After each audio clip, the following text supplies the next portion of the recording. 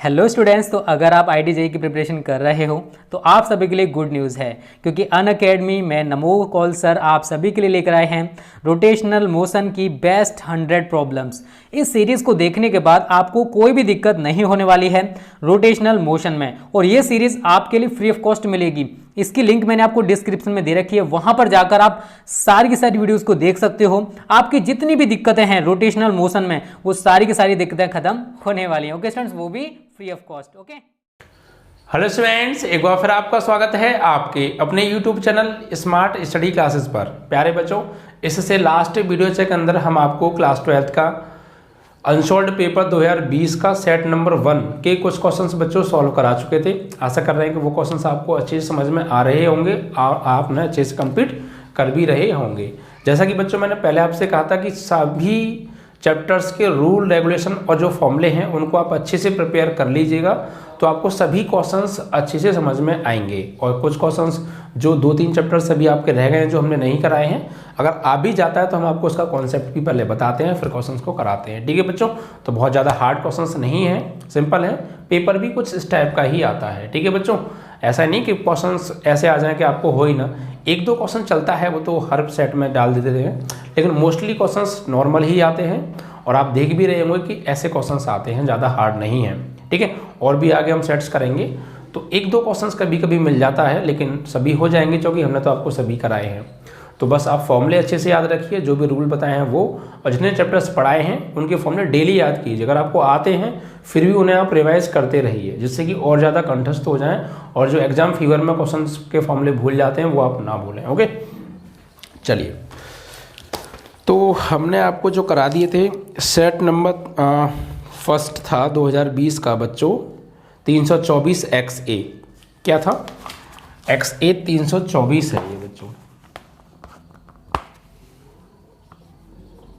ठीक है, set number है। देखिए, काफ़ी बच्चों के कमेंट्स ये हैं कि सर क्वेश्चन आप सामने लगा दिया कीजिए। देखिए, आप समझदार हैं बच्चों, इतना टाइम हमारे पास नहीं हो पाता है कि हम क्वेश्चन सेट करें, और इन चीज़ों को करने में बहुत ज़्यादा टाइम कंज्यूम होता है बच्चों। बट सबसे बड़ी जो समस्या है वो है टाइम की बहुत ज़्यादा शॉर्टेज है। हम इतना करा रहे हैं, उससे आप सेटिस्फाई रहिए बच्चों। एक अनसॉल्व्ड पेपर आप ले लीजिए, किसी भी पब्लिकेशन का ले लीजिए, 25-30 रुपये 32 रुपये का आएगा। देखिए, आप ले लेंगे तो क्वेश्चंस आपको पढ़ने को मिलेंगे और ज़्यादा अच्छे से आपको समझ में आएगा। तो 30-32 रुपये ज़्यादा नहीं है, बट ये बता रहा हूँ बहुत इंपॉर्टेंट चीज़ चल रही है। अगर कुछ लोगों ने बुक भी नहीं पढ़ी है, लेकिन बुक नहीं पढ़ी तो फॉर्मूले तो आपको याद करने ही पड़ेंगे, और फिर आप इनको कर लेंगे तब भी आपके अच्छे नंबर आ सकते हैं। ठीक है, तो 30-32 रुपये का आएगा, ले लीजिएगा, और उसमें देख लीजिएगा सेट नंबर XA 324, सारे के सारे क्वेश्चंस यही होंगे। ठीक है बच्चों, और आप वहाँ से आके पढ़ सकते हैं, किसी भी पब्लिकेशन का आप ले सकते हैं।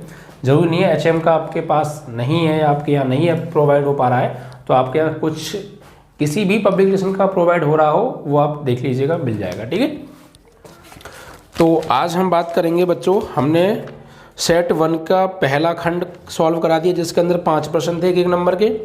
सेकंड खंड भी सॉल्व करा दिया जिसके अंदर भी 5 प्रश्न थे एक नंबर के। और थर्ड वाला खंड भी वो भी सॉल्व करा दिया जिसके अंदर 4 क्वेश्चन थे बच्चों 2-2 नंबर के। ठीक है, तो 10 सॉरी, अभी तक आपको 10 और 8 18 नंबर का पेपर सॉल्व हो चुका है। ठीक है, चलिए, ऐसे ही होता जाएगा पूरा पेपर, टेंशन ना लीजिए। क्वेश्चन नंबर 4 की बात करेंगे बच्चों। इसमें बच्चों कितने खंड हैं आपके? 4 खंड हैं, और चारों आपको सॉल्व करने हैं, और प्रत्येक क्वेश्चन 2 नंबर का है। ओके, चलिए, देखिए इसमें कहा है, 4th का प्रश्न है, एक कक्षा में 40% विद्यार्थी गणित, 20% विद्यार्थी जीव विज्ञान, 10% विद्यार्थी गणित और जीव विज्ञान दोनों पढ़ते हैं। यदृच्छा एक विद्यार्थी चुना गया, प्रायिकता ज्ञात कीजिए कि वह गणित पढ़ता है, जबकि यह ज्ञात है कि वह जीव विज्ञान पढ़ता है, और वह जीव विज्ञान पढ़ता है जबकि यह ज्ञात है कि वह गणित पढ़ता है। तो बहुत सिंपल है, आराम से समझिए। देखिए क्या है, सबसे पहले यहाँ पे 2 सब्जेक्ट हैं बच्चों, एक तो आपका गणित और एक जीव विज्ञान। ठीक है, तो इनको मान लेते हैं 4th का पार्ट है बच्चों। ठीक है, तो माना गणित सब्जेक्ट को हम ले लेते हैं A, और जीव विज्ञान बराबर B, हमने ये मान लिया। ठीक है, अब बच्चों इसमें कहा है कि 40 विद्यार्थी गणित और 20 विद्यार्थी पढ़ते हैं बच्चों जीव विज्ञान। 40% विद्यार्थी, ठीक है, 40% विद्यार्थी पढ़ते हैं बच्चों गणित, यानी NA बराबर नंबर ऑफ स्टूडेंट कैसे निकालेंगे, 40% मतलब 40/100। किसी का भी परसेंट निकालना हो तो परसेंट का सिंबल का मतलब होता है बच्चों 1/100। परसेंट का सिंबल हटाओ, 1/100 से गुणा करो या 100 से भाग करो, बात एक ही है। तो इससे ये कैंसिल, 2 दूनी 4, 2 पंजे 10, यानी 2/5 हो गया, ठीक है।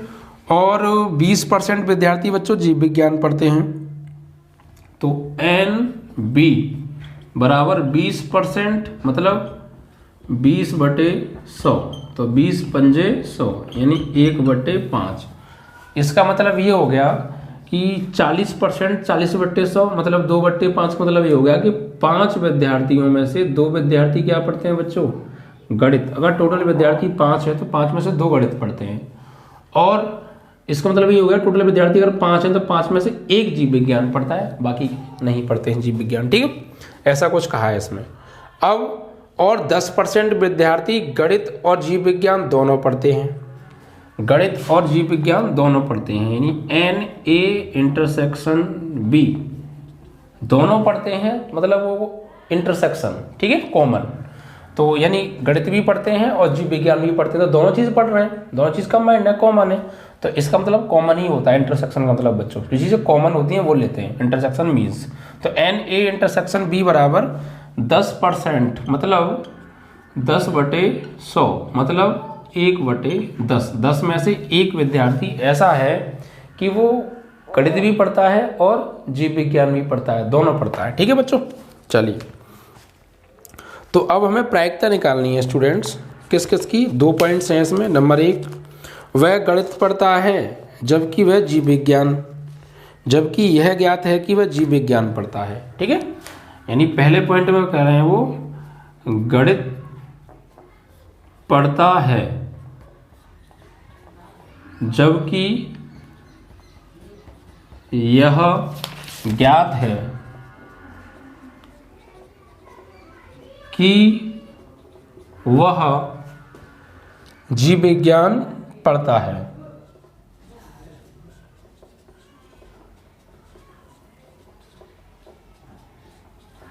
ठीक है, अब देखिए बच्चों इसका मीन्स क्या है। यानी वो गणित पढ़ता है और जबकि यह ज्ञात है पहले से ही कि वह जीव विज्ञान भी पढ़ता है। तो गणित पढ़ रहा है और फिर ये ज्ञात भी है कि वो जीव विज्ञान पढ़ रहा है। इट मीन्स दैट स्टूडेंट्स कि P गणित पढ़ता है तो A, जो कि A को हमने गणित माना है, ठीक है, और यह ज्ञात है कि वो जीव विज्ञान पढ़ता है पहले से ही। ऑल्सो रीड बायोलॉजी, तो मतलब यहाँ पे हो जाएगा ये बायोलॉजी मतलब B, जो कि बायोलॉजी को हमने B लिया है। तो PA/B बायोलॉजी पहले से पढ़ता है और वो गणित पढ़ रहा है, और ये हमें ज्ञात है कि वो बायोलॉजी पहले से पढ़ता है। इट मीन्स दैट PA/B हमें निकालना है। गणित पढ़ता है तो गणित, और पहले से बायोलॉजी पढ़ रहा है तो डिवाइड बाई बायोलॉजी, PA/B, ठीक है, ये हमें ज्ञात करना है एक तो। और दूसरे पॉइंट में इसका जस्ट अपोजिट निकालना है। देखिए पहले PA/B के ऊपर मैं ये क्वेश्चन आपको करा चुका हूँ। PA/B इज इक्वल टू निकालने के लिए पहले हमें फॉर्मूला पता होना चाहिए। तो हम जानते हैं PA/B is equal to PA/B upon PB, PA/B, ठीक है, ये है। तो PA/B की वैल्यू हमने अभी निकाल रखी है। P बोल दो या से N भी बोल सकते हैं हम, ठीक है। P की बात कर रही है तो प्रोबेबिलिटी है तो इसको चलो P ले लेते हैं। P मान लीजिए कोई प्रॉब्लम नहीं है, ओके, या फिर आपको यहाँ N लेना पड़ेगा, वो डिपेंड आपके ऊपर करता है। तो PA/B बराबर PA/B अपॉन PB। तो PA/B की वैल्यू क्या है बच्चों, 1/10 अपॉन PB की वैल्यू क्या है बच्चों, 1/5। तो ये चला जाएगा ऊपर, यानी 5/10 बोले तो 1/2, ठीक है। तो ये प्रोबेबिलिटी आ गई उन स्टूडेंट्स की जो गणित पढ़ता है जबकि यह ज्ञात है कि वह जीव विज्ञान पढ़ता है, ठीक है। दूसरे पॉइंट में हमसे क्या कहा है बच्चों, दूसरे पॉइंट में देखिए पढ़ते हैं दोबारा, उसमें क्या कहा है, वह जीव विज्ञान पढ़ता है जबकि यह ज्ञात है कि वह गणित पढ़ता है, ठीक है। जिसका जस्ट अपोजिट है वह जीव विज्ञान पढ़ता है, जबकि यह ज्ञात है कि वह गणित पढ़ता है। ये लैंग्वेज जस्ट अपोजिट हो गई अब। तो it means P B upon A, P B upon A हमको फाइंड आउट करना है बच्चों, ठीक है। बी अपॉन ए हमें निकालना है। तो P A upon B is equal to जो फॉर्मूला है वही पी बी अपॉन ए होता है, बस डिपेंड करता है ये चीज़ जो नीचे आ रही है तो ये चीज़ यहाँ पे आ जाएगी। अगर ए आएगा तो ए आ जाएगी, बाकी सब कुछ सेम रहता है। यानी P B upon A is equal to P A intersection B कर दो या बी इंटरसेक्शन ए कर दो, बात एक ही है। क्योंकि ए और बी में से भी वही कॉमन आएगा जो बी और ए में से कॉमन आएगा, तो बात एक ही है। P B upon A, B intersection A कर दो या A P A intersection B कर दो, ठीक है। अपॉन नीचे क्या आ जाएगा, नीचे ए आ रहा है तो पी ए आ जाएगा बस। तो P B P A intersection B की वैल्यू क्या है बच्चों, पी ए इंटरसेक्शन वी की वैल्यू है 1/10 अपॉन पी ए की वैल्यू कितनी है बच्चों, तो पी ए की वैल्यू है 2/5, 5 जाएगा ऊपर तो 5 और ये 2 आएगा यहाँ पर अपॉन 10 इंटू 2, 5 2 जा 10 यानी 1/4, ठीक है। ये आ गया आपका पी बी अपॉन ए और यही हमसे पूछा था, ठीक है। तो बहुत सिंपल था कॉन्सेप्ट। अभी चैप्टर हमने कराया नहीं है, ये प्रोबेबिलिटी चैप्टर से क्वेश्चन है बच्चों, प्रायिकता, बट अभी हमने वो चैप्टर कराया नहीं है, हो जाएगा आफ्टर सम डेज, करा देंगे जल्दी से। बट क्वेश्चंस ऐसे नहीं है कि आपको समझ में ना आ रहे हों, बहुत आराम से समझ में आ रहे होंगे यार। बहुत हार्ड क्वेश्चन नहीं आते हैं देखिए बोर्ड एग्जाम में। हम लोगों को बड़ा डर रहता है कि ये होगा वो होगा, पता नहीं क्या होगा, लेकिन मैं आपको बता दूं कि ये हम पेपर ही सॉल्व कर रहे हैं एक तरीके से बोर्ड एग्जाम का। ऐसे ही पेपर आपके सामने आ जाएगा, आपको सॉल्व करना है बस। यहाँ पर हम पेपर सॉल्व करके प्रैक्टिस इसलिए अच्छे से कर रहे हैं कि वहाँ यार एक तरीके से होता है ना कि यार ओ पेपर आ गया, मतलब कुछ भी नहीं है फिर भी पेपर डर लगता है। ये पेपर ही है भैया, ये पेपर ही सॉल्व कर रहे हैं हम, यहाँ में और वहाँ में बस इतना फ़र्क हो जाता है कि वो एग्जाम हॉल है और ये आपका बेडरूम है, ठीक है। फ़र्क इतना होता है, बेडरूम अपना है, डर नहीं लगता, एग्जाम हॉल अपना नहीं है और डर लगता है। लेकिन नहीं लगेगा ना जब आप पहले से इस चीज़ को प्रैक्टिस करके जाओगे, जो चीज़ तुम्हारे सामने वहाँ आने वाली है उसको आप पहले से ही फेस करके जाओगे तो फिर प्रॉब्लम आएगी नहीं, फिर तो नॉर्मली सॉल्व होगा और बहुत टाइम से पहले। और घर पे आप अच्छे से प्रैक्टिस करके 3 घंटे से पहले क्वेश्चन पेपर को सॉल्व करने की कोशिश भी कर सकते हैं टाइम लगाकर, ठीक है, जिससे कि आप वहाँ पर इस चीज़ों का सामना ना करना पड़े आपको टाइम को लेकर। तो एक बार फिर समझते हैं।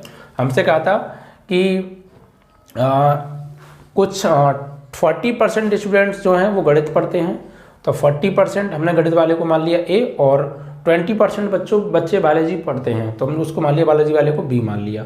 यानी तो पी ए 40% 40/100 कैंसिल आउट किया 2/5, यानी 5 में से 2 स्टूडेंट ऐसे क्या पढ़ते हैं आपका जो है गणित पढ़ते हैं। उसके बाद बायोलॉजी की बात कर रहे हैं तो जीव विज्ञान यानी कि, तो उसको पीवी से लिखेंगे, 20% पढ़ते हैं तो 20/100 यानी 1/5, इट मीन्स 5 में से 1 स्टूडेंट बायोलॉजी पढ़ता है, ओके। अब 10% स्टूडेंट ऐसे भी हैं जो गणित भी पढ़ते हैं और बायोलॉजी पढ़ते हैं, दोनों पढ़ रहे हैं, तो कॉमन है, मतलब वो गणित भी पढ़ रहे हैं और बायोलॉजी भी पढ़ रहे हैं। अगर उनसे ये कहा जाएगा कि गणित पढ़ने वाले स्टूडेंट हाथ उठाओ तो दोनों उठाएंगे, वो बायोलॉजी कहा जाए तो बायोलॉजी वाले भी उठाएंगे, वही दोनों फिर से उठाएंगे, क्यों, क्योंकि वो गणित भी पढ़ते हैं बायोलॉजी भी पढ़ते हैं, दोनों पढ़ते हैं, ठीक है। तो ये कॉमन हो गया बच्चों, तो कॉमन मीन्स इंटरसेक्शन, तो B A intersection B is equal to 10% बोले तो 1/10, ओके। अब हमसे पहले पॉइंट में कहा है कि वो प्रायिकता बताओ उन स्टूडेंट की जो गणित पढ़ता है, जबकि यह ज्ञात है कि वह जीव विज्ञान पढ़ता है, तो गणित पढ़ता है इट मीन्स ए, और यह ज्ञात है कि वह जीव विज्ञान पढ़ता है तो divide by B, P A upon B, और P upon B is equal to P A intersection B upon P V, formula value लगाओ आंसर आ जाएगा, ठीक है। ऐसे सेकंड में वह जीव विज्ञान पढ़ता है जबकि यह ज्ञात है कि वह गणित पढ़ता है, it means P B upon A, opposite हो गया, तो B upon A is equal to P A intersection B, ये चीज़ और ये चीज़ फॉर्मूला सेम है, बिकॉज ए इंटरसेक्शन बी निकाल लो या आप बी इंटरसेक्शन ए निकाल लीजिए, बात तो एक ही है। ये आपने चैप्टर नंबर 11th में फर्स्ट चैप्टर में पढ़ा हुआ सेट के अंदर ए इंटरसेक्शन बी निकालना, ठीक है, ये सब चीज़ें। तो इसका फॉर्मूला ये हो गया, यहाँ वैल्यू लगा दीजिए, कैंसिल आउट कीजिए, जो भी आएगा आपका आंसर है, ठीक है। तो बहुत आसान से हो जाने वाला है, आप इसको लेके बिल्कुल भी टेंशन ना लें, सभी क्वेश्चंस आराम से हो जाएंगे।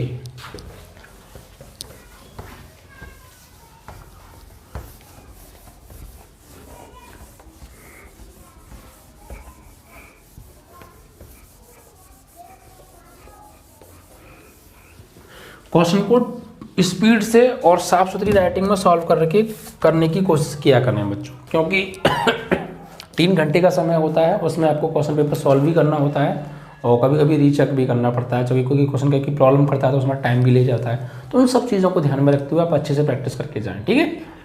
और हमें तो यहाँ टाइम इसलिए लगता है, ज़्यादा टाइम इसलिए सॉल्व करा पाते हैं क्योंकि आपको समझाना भी होता है, हर चीज़ बतानी पड़ती है। वहाँ तो आप किसको समझाओगे, वहाँ तो आप खुद समझ के जाओगे घर से, बस वहाँ तो लिखना है, ठीक है। चलिए, तो क्वेश्चन नंबर खा, 4th का खा, दूसरा भाग बच्चों। इसमें क्या है कि इस इंटीग्रेशन, ये बच्चों इंटीग्रेशन से क्वेश्चन आ गया, integration sine x minus A, ये अल्फा है student, I think x minus alpha, yes alpha ही है। चलो ए कहा है इन्होंने यहाँ पे, तो ए का तो कोई दिक्कत नहीं, x minus A upon sine x plus A and D x, ठीक है बच्चों। का मान ज्ञात कीजिए जहाँ a क्या है, एक अचर राशि है। चलिए, तो देखिए ये क्वेश्चन मैं इस टाइप का आई थिंक करा चुका हूँ आपको इंटीग्रेशन, और नहीं तो आप थोड़ा सा एक्स्ट्रा मान लाएंगे तो आंसर आ जाएगा। ये कैसे बच्चों, देखिए यहाँ पर हमें इसका इंटीग्रेशन करना है sine x minus A upon sine x plus A D x का। तो यहाँ पर आप क्या कीजिए बच्चों, integration sine x minus A upon sine x plus A D x, ठीक है। तो यहाँ पर आपको क्या करना है, अंश वाले कोण में आपको ए जोड़ना है, ए घटाना, लिख दीजिए यहाँ पे, अंश के कोण में ए जोड़ने व ए घटाने पर, ठीक है। ए जोड़ दो, ए घटा दो आप इसमें, क्योंकि मुझे यहाँ पे x प्लस ए है तो ऊपर भी x प्लस ए बनाना है, इसलिए मैं ये सब कर रहा हूँ। तो इंटीग्रेशन साइन x माइनस ए तो है, इसमें a ही हमने जोड़ दिया और a ही घटा दिया, और divide by sine x plus A and D x, okay. अब देखिए बच्चों नीचे x प्लस ए आ रहा है तो मुझे ऊपर भी x प्लस ए चाहिए, तो x और a इन दोनों को मैं एक पास ले लूँगा, तो साइन x प्लस ए को एक जगह ले लो और माइनस ए माइनस के 2a, ठीक है, और divide by sine x plus A. अब देखिए बच्चों ये फॉर्मूला बनेगा कैसे, dx इंटीग्रेशन साइन ये x प्लस ए अलग और माइनस 2a अलग, dx upon sine x plus A, ठीक है। अब साइन a माइनस बी का फॉर्मूला बन गया, ये sine A minus cos B. तो इसका फॉर्मूला क्या होता है बच्चों, sorry I am so sorry, sine A minus B, sine A minus B का, साइन ए माइनस बी का, ठीक है, साइन ए कॉस बी का नहीं, साइन ए माइनस बी। तो साइन ए माइनस बी का फॉर्मूला क्या होता है, देखिए integration sign A cos B minus cos A sine B, ठीक है। ये पूरा पार्ट ए का काम करेगा, ये बी का काम करेगा। तो साइन ए माइनस बी का फॉर्मूला था sign A cos B minus cos A sine B, तो sign A cos B minus cos A into sine B, तो 2 है, ठीक है, and divide by sine x plus A and D x. अब इसका divide अलग अलग दे दो दोनों में, तो साइन एक्स प्लस ए इंटू कॉस 2a में डिवाइड देंगे साइन एक्स प्लस ए से, माइनस कॉस एक्स प्लस ए साइन 2a में डिवाइड देंगे साइन एक्स प्लस ए, ठीक है, इस तरीके से, और इंटीग्रेशन dx। अब देखिए यहाँ पे कुछ कैंसिल आउट होगा बच्चों, तो इससे तो ये कट गया, ठीक है, और यहाँ पर तो कुछ नहीं कटा, तो कोई प्रॉब्लम नहीं है। तो इंटीग्रेशन यहाँ पे बचा cos 2a माइनस कॉस बटे साइन, सेम एंगल है ना, तो कॉस अपॉन साइन हो गया कॉट एक्स प्लस ए इंटू साइन 2a, ठीक है, dx। अब इनका इंटीग्रेशन कर दीजिए या दोनों का अलग कर दीजिए। तो ये cos 2a तो कांस्टेंट है 1 dx माइनस यहाँ साइन 2a कांस्टेंट हो जाएगा integration cot x plus a dx। अब यहाँ पे integration with respect to x के सापेक्ष समाकलन करने पर, तो यहाँ पर बच्चों समाकलन करेंगे तो 1 का क्या होगा x के रेस्पेक्ट में x, तो cos 2a इंटू 1 का हो गया x minus sine 2a constant और cot, इसको अगर x लें अपने लेटरमैन में तो cot x का इंटीग्रेशन होता है log sin x, log modulus sine x की जगह x प्लस a, ठीक है, एंड प्लस c। और यही आपका आंसर, आप इसको ऐसे लिख दीजिए, यही आंसर है। इसको क्या करेंगे बोला, ये आपका आंसर आ गया, ठीक है। तो समाकलन करते ही आंसर। तो देखा, बस थोड़ा सा इसमें दिमाग आपको क्या लगाना था कि नीचे x प्लस ए है, मुझे ऊपर भी अगर x प्लस ए बनाना है तो x तो है, प्लस ए की आवश्यकता है। इट मीन्स प्लस ए करना पड़ेगा और प्लस ए करेंगे तो फिर माइनस ए भी करना पड़ेगा, क्योंकि कहीं किसी फंक्शन में या किसी भी पद में अगर सेम संख्या से जोड़ें और घटाएं तो कोई फ़र्क नहीं पड़ता है, तो आप जोड़ेंगे तो आपको फिर उसको घटाना भी पड़ेगा। इसीलिए हमने क्या किया, अंश के जो एंगल है इसमें a जोड़ दिया और a घटा दिया, तो a जोड़ा a घटाया x प्लस a अलग हो गया और माइनस a 2a अलग हो गया, साइन x प्लस a। फिर ये साइन इसको a बना लिया, अलग कर लिया, इसको b, तो sine a minus b, sine a cos b minus cos a sine b। देखिए 10th क्लास का फॉर्मूला है, फॉर्मूला आपको याद होना चाहिए। जब तक अगर आपको ये फॉर्मूला नहीं आता है तो फिर आप यहीं गलती करेंगे और यहाँ से आप आगे बढ़ नहीं सकते, फिर या फिर आप उल्टा सीधा फॉर्मूला लगाओगे कुछ, तो ऐसे थोड़ी नंबर मिलते हैं। आपको खुद कन्फ्यूजन है क्या ये सही है या गलत है, तो फॉर्मूले आप बहुत अच्छे से कर लीजिए। आपने 10th में पढ़े वही फॉर्मूले आपने 11th में पढ़े, वही फॉर्मूले आप 12th में पढ़ रहे हैं, उसके बाद भी आपको याद नहीं है तो यार ये तो बहुत गलत बात हो जाएगी, ठीक है। तो फॉर्मूले आप अच्छे से प्रिपेयर किया करें। तो उसके बाद हमने इसका डिवाइड अलग दे दिया बच्चों, ठीक है, ये कैंसिल आउट हो गया, ठीक है। अब उसके बाद ये तो कैंसिल आउट हो गया इससे, तो ये बचा, और यहाँ पर ये कॉस अपॉन साइन कॉट हो गया, ये कांस्टेंट, इसे कांस्टेंट बना के 1 dx, इसे कांस्टेंट निकाल दो, ये कॉट एक्स का इंटीग्रेशन आप कर दीजिए, तो 1 का हो गया x एंड कॉट एक्स का log sign x plus c, it is your answer, ठीक है। तो ये क्वेश्चन खा भी समाप्त आपका हो गया बच्चों।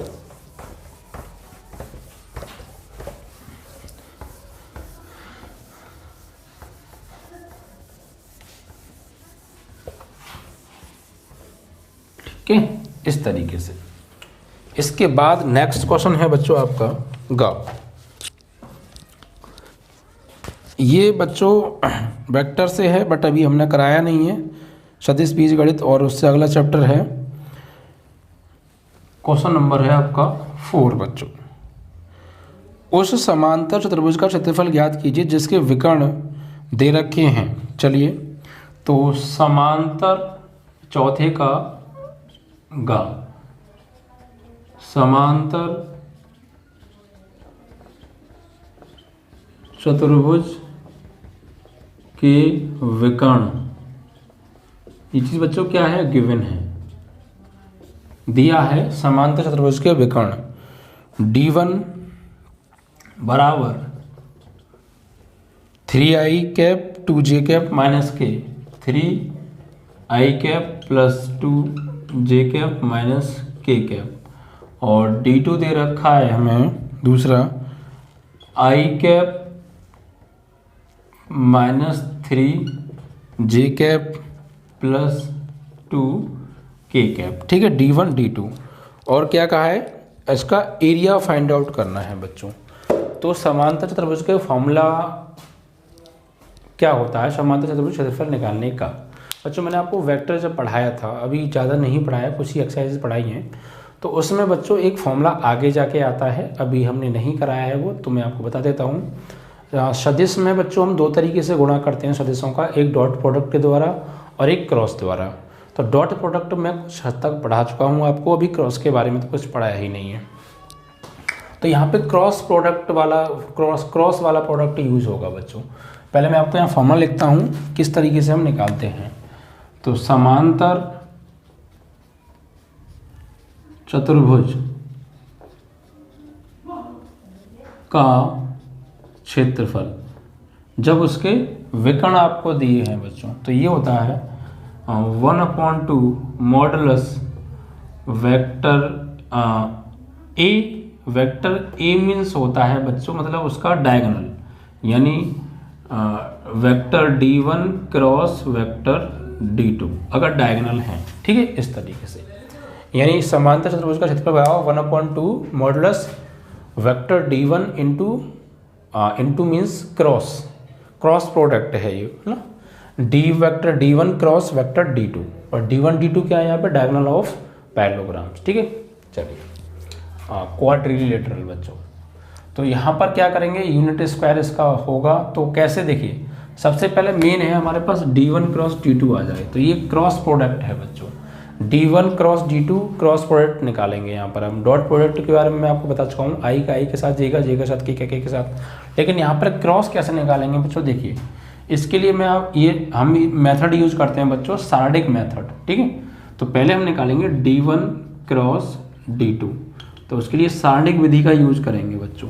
तो ये सारडिक का सिंबल लगाएंगे, ठीक है, और इनके सदिशों में क्या एक तरीके से सदिश हैं, ये क्या है बच्चों, वेक्टर है। तो इसमें आ रहा है आपका I J K, इस तरीके से लिखेंगे, I cap J cap K cap.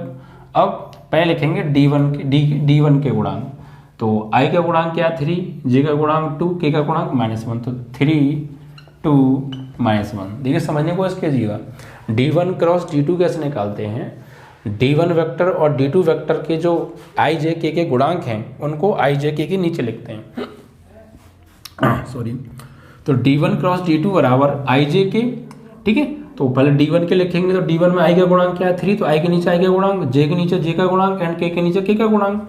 इसी प्रकार फिर D2 के लिखेंगे, तो I के नीचे I का गुणांक यानी कि 1, और J के नीचे J का गुणांक यानी -3, और K के नीचे K का गुणांक यानी 2 हो गया ये आपका, ठीक है, इस तरीके से। अब सारडिक में जिस तरीके से करते थे वैसे ही कर दीजिए, यानी D1 क्रॉस D2 बराबर, इसका करेंगे हम प्रसार बच्चों। तो प्रसार आप जानते हो प्लस माइनस प्लस, तो प्लस I, तो ये गया और ये गया, तो ये 4 बचे, इनका करिए। तो 2 2 जा 4, -3 का -1 में गुणा करेंगे तो +3, लेकिन माइनस आ रहा है तो -3 हो जाएगा, ठीक है, इस तरीके से।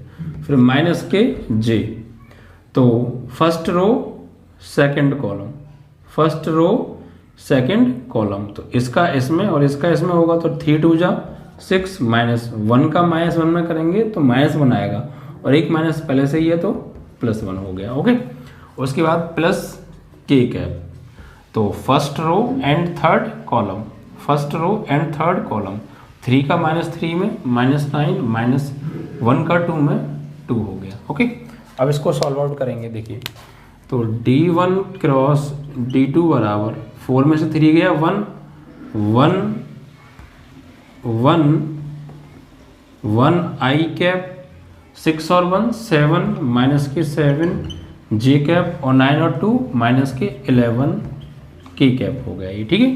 तो D1 क्रॉस D2 आ गया, लेकिन अब इसका हमें मॉडुलस निकालना है। तो किसी भी वेक्टर का मॉडुलस कैसे निकालते हैं, यानी mod vector D1 cross D2 is equal to under root में I के गुणांक का वर्ग प्लस J के गुणांक का वर्ग प्लस K के गुणांक का वर्ग।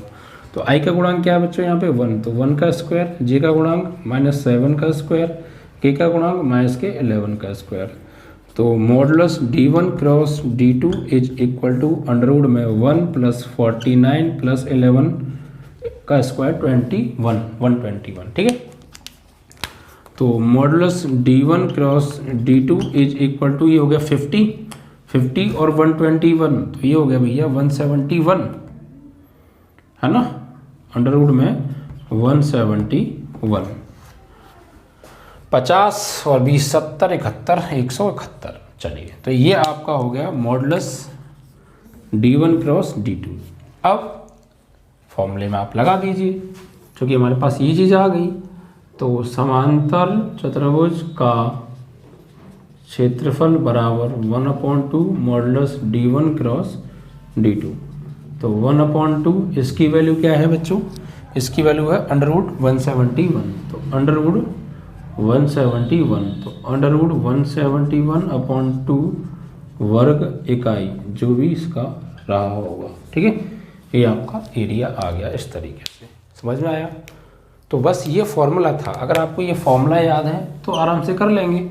और थोड़ा सा ये कॉन्सेप्ट आपको पता होना चाहिए कि क्रॉस प्रोडक्ट हम किस तरीके से निकालते हैं। क्रॉस प्रोडक्ट निकालते हैं बच्चों बाई सारणिक डिटरमिनेट मेथड। ठीक है बच्चों, सारणिक विधि से मतलब हम इसका क्रॉस प्रोडक्ट जो है हम निकालते हैं।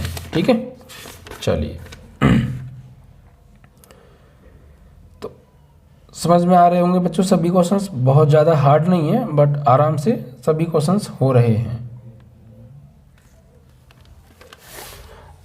आप इसका वर्गमूल निकालना चाहें तो निकाल सकते हैं। ठीक है, तो बुक में जो है वर्गमूल निकाल के आंसर निकाला है, तो 19 निम्मा 171 होते हैं। तो इसको आप लिखेंगे 19 निम्मा 171/2, तो बाहर आ जाएगा 9 का 3/2 √19 सेम वर्ग इकाई। ऐसे भी कर सकते हैं, नो प्रॉब्लम, या वहीं छोड़ दीजिए। और जब वर्गमूल निकलना तो निकाल भी लीजिएगा आप। ठीक है, चलिए तो ये गा क्वेश्चन था बच्चों, चौथे का तीसरा प्रश्न कंप्लीट। तो फॉर्मूला आपको पता होना चाहिए बस। ठीक है, आराम से आप कर लेंगे।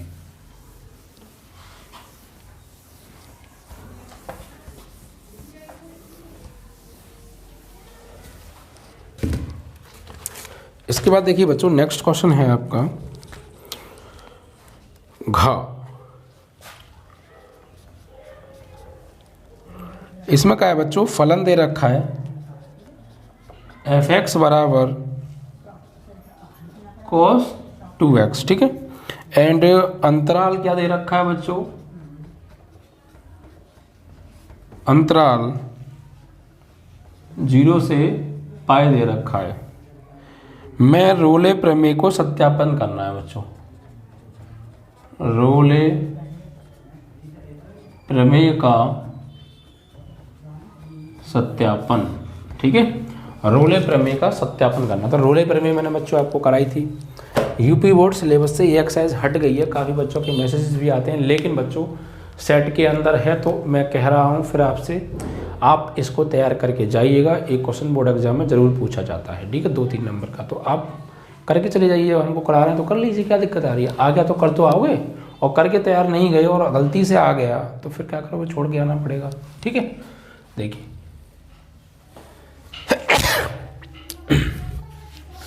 सॉरी, देखिए बच्चों यहाँ पर हम क्या करते हैं, रोले प्रमेय की सत्यापन की बच्चों 2 शर्तें होती थी पहले। सबसे पहले कि जो फंक्शन है वो क्लोज इंटरवल a, b पर जो है आपका जो है कंटिन्यूअस होना चाहिए, और ओपन इंटरवल a, b पर अवकलनीय होना चाहिए। ये तो थी कंडीशंस बच्चों। तो अगर इन 2 शर्तों का पालन होता था तो फिर होता था बच्चों fa बराबर fb, यानी उनकी वैल्यू बराबर आनी चाहिए।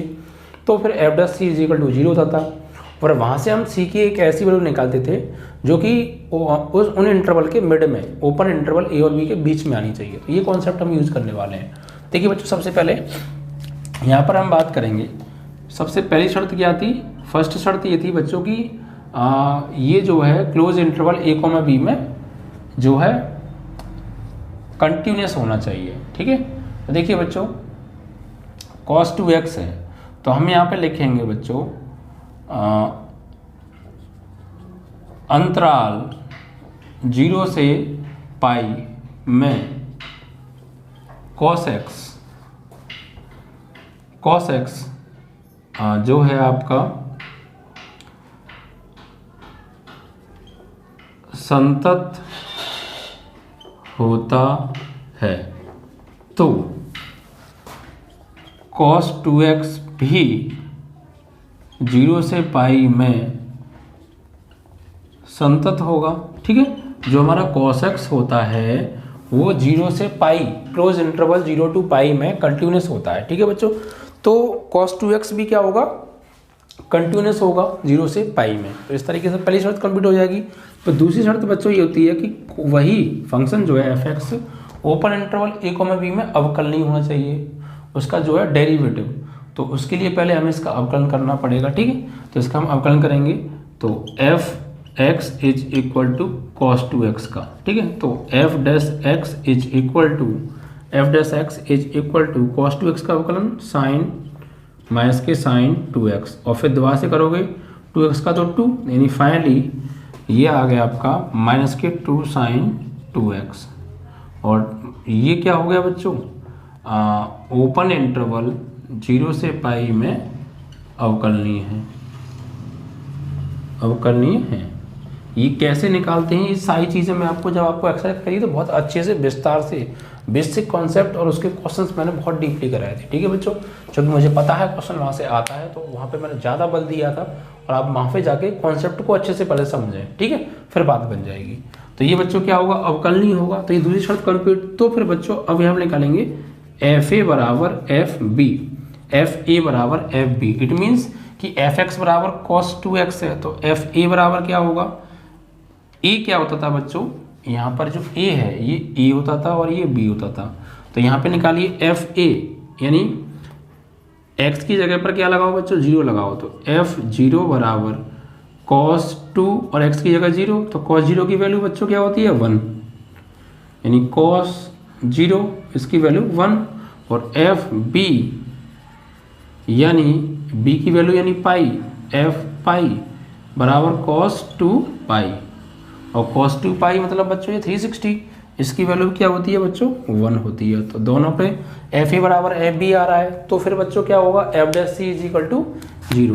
तो F डैश C ये कॉन्सेप्ट है, कुछ चीज़ें हैं आपको याद करनी पड़ेंगी। 0 कि इसके बाद ये स्टेप, इसके बाद ये स्टेप, पहले वहाँ पे इन 2 शर्तों का पालन करना बहुत ज़रूरी है। इन दोनों शर्तों का पालन नहीं हुआ तो फिर हम आगे बढ़ते ही नहीं है, क्योंकि उससे आगे की शर्तों का फिर पालन होगा ही नहीं।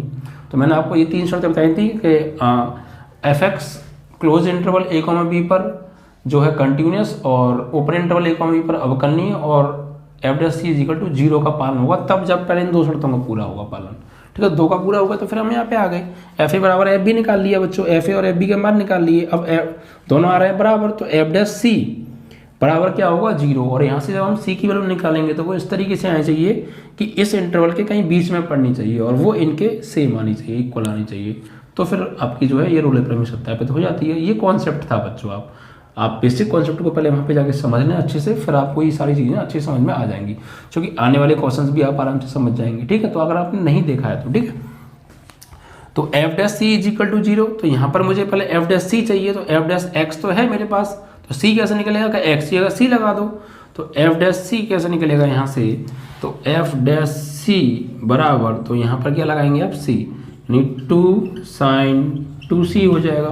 तो यहाँ पे वैल्यू लगाएंगे अब, तो माइनस के 2 साइन 2C बराबर 0, तो साइन 2C बराबर 0। तो साइन में 0 किसकी होती है बच्चों, तो साइन में जो वैल्यू 0 होती है बच्चों, देखिए एक तो 0 की वैल्यू होती है, एक पाई की वैल्यू होती है, 2 पाई की वैल्यू, इस तरीके से ये वैल्यू होती है। कॉस में 0, कॉस 0 की वैल्यू 0, कॉस पाई की वैल्यू 0 होती है, 2 पाई की, 3 पाई की, 4, इस तरीके से बच्चों इनकी 0 होती हैं। तो यहाँ पर ये एक तरीके से वैल्यू आपकी आएगी निकल गई, तो sine 2C is equal to sine pi की वैल्यू भी 0 होती है।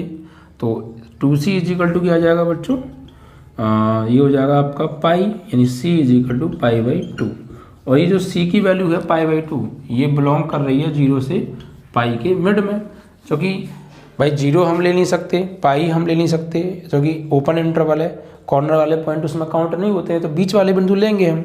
तो C बराबर पाई बाई 2, इनके बीच में तो पड़ेगा, और ये बच्चों साइन की इस पर वैल्यू क्या होगी 1 होगी, तो यानी कि इसको बिलोंग कर रही है। तो यहाँ पर लिखेंगे अतः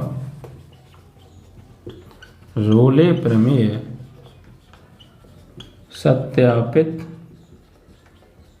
हुई, ठीक है। इस तरीके से आपका ये कंप्लीट क्वेश्चन हो गया। तो ये कॉन्सेप्ट का जो कुछ शर्तें हैं इस क्वेश्चन के अंदर वो आपको पता होनी चाहिए, और सभी क्वेश्चंस में रोले थ्योरम में ये अप्लाई होती है कि फर्स्ट शर्त ये होती है कि हम में जो फंक्शन दे रखा है वो क्लोज इंटरवल A, B पर कंटिन्यूस, और ओपन इंटरवल A, B पर डिफरेंशिएबल यानी अवकलनीय, और फिर ये शर्तों का पालन हो जाता है पूरी, तो फिर हम आगे बढ़ते हैं। तो A बराबर FB की वैल्यू निकालते हैं, और वो बराबर आ रही है तो फिर F डैश C बराबर 0 होता है, और वहाँ से C की वैल्यू निकालते हैं, वो C की वैल्यू बिलोंग करनी चाहिए इन इंटरवल के मिड में कहीं ना कहीं जरूर, यानी वो जो वैल्यू आ रही है C की वो इन इंटरवल के बीच में ही आनी चाहिए। तो of course pi by 2 in between 0 to pi by 2, 0 to pi, तो बस सत्यापित हो गई, रूल प्रमेय सत्यापित हुई। ठीक है, चलिए तो ये आपका इसका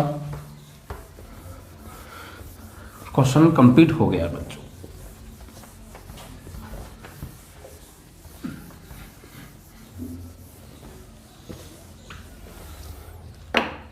तो ये बच्चों क्वेश्चन नंबर 4 था, इसके अंदर 4 क्वेश्चन थे, तो ये चौथा भाग भी आपका कंप्लीट हुआ। 2-2 नंबर के क्वेश्चन थे, तो बहुत ज़्यादा हार्ड नहीं है। 8 नंबर के ये क्वेश्चन हो गए आपके। ठीक है, तो 24 नंबर हो गए। अभी आगे बढ़ते हैं बच्चों। इसके बाद आता है आपका भाग नंबर 5। इसका पहला प्रश्न है का।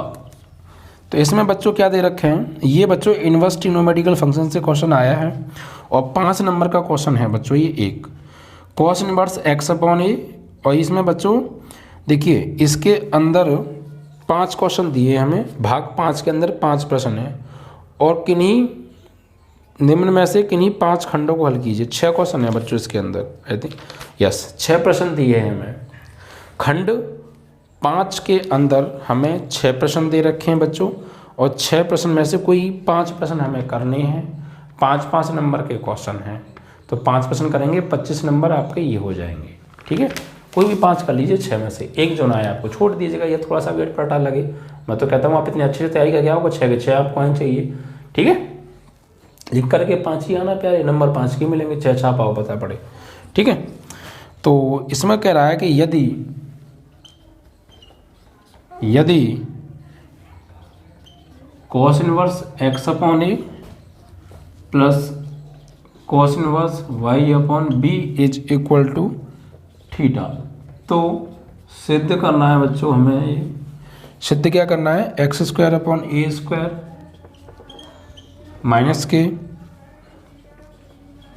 2x Y upon A B cos theta plus Y square upon B square बराबर साइन स्क्वायर थीटा।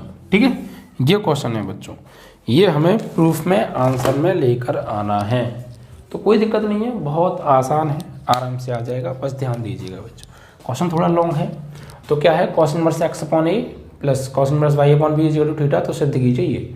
देखिए यहाँ पे क्या करेंगे, सबसे पहले बच्चों नॉर्मली आप फॉर्मूला लगाइए, cos inverse X plus cos inverse Y. तो cos inverse X plus Y का फॉर्मूला क्या होता है बच्चों, तो cos inverse X plus cos inverse Y, तो कॉस इनवर्स एक्स वाई, तो एक्स इंटू वाई प्लस का है तो आएगा माइनस अंडर रूट में 1 माइनस के एक्स स्क्वायर, 1 माइनस के एक्स स्क्वायर यानी बच्चों इसका स्क्वायर, तो एक्स स्क्वायर अपॉन ए स्क्वायर, फिर इंटू अंडर रूट में 1 माइनस के वाई स्क्वायर यानी इसका स्क्वायर, तो Y square upon B square. ठीक है, ये फॉर्मूला होता है। और बराबर में क्या चल रहा है आपका थीटा।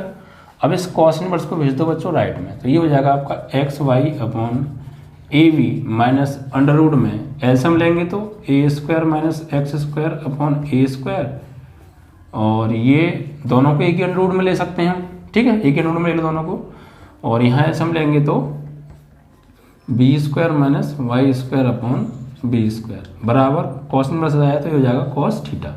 अब बच्चा रूट वाली वैल्यू अलग और बिना रूट वाली वैल्यू एक तरफ ले लीजिए। ठीक है, तो आप ऐसा कीजिए, इसको ले जाइए आप उधर, तो ये माइनस का अंडर रूट में ए स्क्वायर माइनस एक्स स्क्वायर, या फिर आप ऐसा कर लीजिए, कोई प्रॉब्लम नहीं है, कॉस को इधर ले आओ, इसको इधर ले जाओ, तो x Y upon A V minus cos theta is equal to, ये राइट में जाएगा तो प्लस का हो जाएगा a square minus x square upon A square, और ये आपका b square minus Y square upon B square. अब दोनों रूट कर दो बच्चों वर्ग, क्योंकि हमें रूट हटाना है, तो रूट हटाने के लिए क्या करना पड़ेगा, वर्ग करना पड़ेगा। तो वर्ग करेंगे उधर ए माइनस बी का होल स्क्वायर हो जाएगा, यानी X Y upon A V minus cos theta का होल स्क्वायर बराबर, इधर वर्ग करेंगे तो रूट हट जाएगा, क्या बचेगा, वर्ग से रूट हट जाएगा, तो ए square minus x square upon ए स्क्वायर, और ये b square minus Y square upon B square. ठीक है, अब देखिए यहाँ पर फॉर्मूला खोलिए, ए माइनस बी का होल स्क्वायर, तो ए square plus B square minus 2 a b. Okay, is equal to, यहाँ पर आप क्या कीजिए बच्चों, इनका आपस में मल्टीप्लाई कर लीजिए या फिर इनका आपस में अलग डिवाइड दे दीजिए, अलग अलग डिवाइड दे दीजिए आप पहले, ठीक है। तो ये हो जाएगा a square upon A square minus x square upon A square, और यहाँ b square upon B square minus Y square upon B square. यहाँ हमने वैसे ही एलसीएम रख लिया, डिवाइड फिर हमें करना पड़ रहा है, कोई दिक्कत नहीं। चलो तो यहाँ पर ये आपका हो जाएगा x square upon y square a square b square, ये कॉस स्क्वायर थीटा, ये 2xy ए वी कॉस थीटा, ठीक है। इनका आप आपस में मल्टीप्लाई करेंगे तो इससे कट गया, ठीक है बच्चों। यहाँ पे बचा 1 और यहाँ भी 1, तो मल्टीप्लाई करेंगे यहाँ पे फिर 1 माइनस एक्स स्क्वायर अपॉन ए स्क्वायर और into 1 minus Y square upon B square. तो ये तो आपकी साइड एज इट इज रहने वाली है, ठीक है। यहाँ पर आप इनका मल्टीप्लाई कीजिए, 1 का 1 में 1 का y square upon B square में, तो ये आएगा। फिर इसका इसमें करेंगे तो एक्स स्क्वायर अपॉन ए स्क्वायर, इसका इसमें minus minus plus x square y square upon ए स्क्वायर बी स्क्वायर। इससे बच्चों आपका यहाँ पर ये वैल्यू जो आएगी x square y square upon ए square b square plus cos square theta 2xy upon ए वी कॉस थीटा। तो यहाँ पर आप गौर दें तो ये वाली वैल्यू और ये वाली वैल्यू कट गई। अब अकॉर्डिंग टू प्रूफ में देखें तो क्या आ रहा है, ये सब पॉजिटिव आ रहे हैं, तो इनको ले आइए बच्चों किधर, लेफ्ट में ले आओ। तो ये इधर आएगा तो प्लस का एक्स स्क्वायर अपॉन ए स्क्वायर, ये प्लस का, फिर उसके बाद ये पार्ट इसको आप ऐसे रहने दीजिए, ठीक है भाई। ये हमने इधर बुला लिया और ये पहले से है यहाँ पे माइनस के 2xy cos theta upon A V, ठीक है। एंड उसके बाद प्लस वाई स्क्वायर पर अब इसको बुलाओ तो प्लस का हो जाएगा ये Y square upon B square, ठीक है। अब कॉस स्क्वायर को भेज दो आप राइट में, ठीक है।